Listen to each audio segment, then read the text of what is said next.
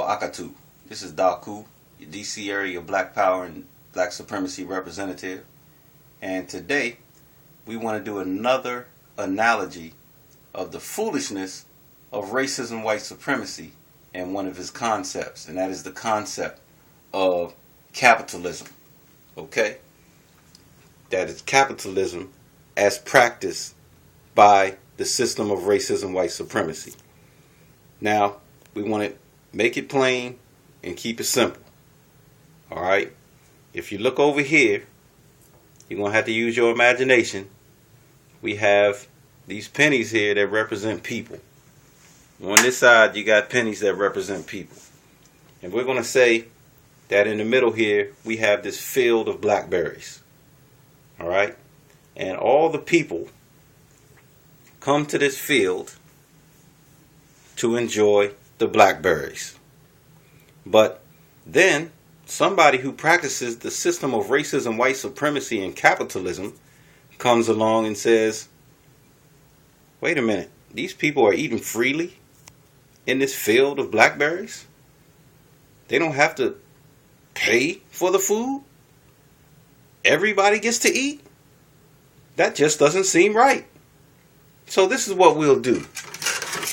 We need to come over here and take all the blackberries. Let's get all the blackberries. While these people are just enjoying life and not really realizing what's going on here, we're going to take all the blackberries. Okay? Now, we're cornering the market, which there was no such thing as a market at one time. Cornering the market on blackberries. And we're going to set up a barrier in between the people and the blackberries. If the people now want the blackberries, they're going to have to pay for them. Alright? So we're going to set up jobs that they can work for us, mostly. Some can work for themselves. But whatever they're doing, they're still working within the confines of the system of racism, white supremacy. So they're making this money. So some people, we're going to offer programs that they can get their own businesses. And, as long as they do it within the confines of the law, it doesn't matter. As long as they get money to pay us for these blackberries here. Because we've cornered the market on blackberries now. So some of these people have been able to make it far enough to buy these blackberries. Some of the other people aren't nowhere near the blackberries, and some of them are on their way to getting the blackberries. These people might work all their lives to get to the blackberries. Alright?